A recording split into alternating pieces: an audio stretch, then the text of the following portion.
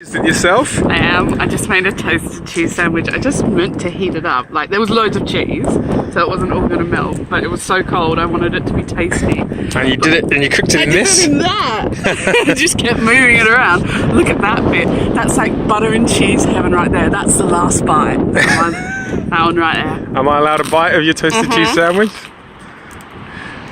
A road trip review of the campfire cooking. Oh, yeah, get a mouthful of that.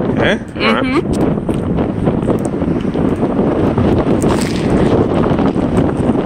Oh, that's so crispy.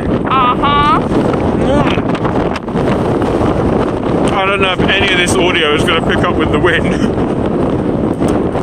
Mark's, Delicious.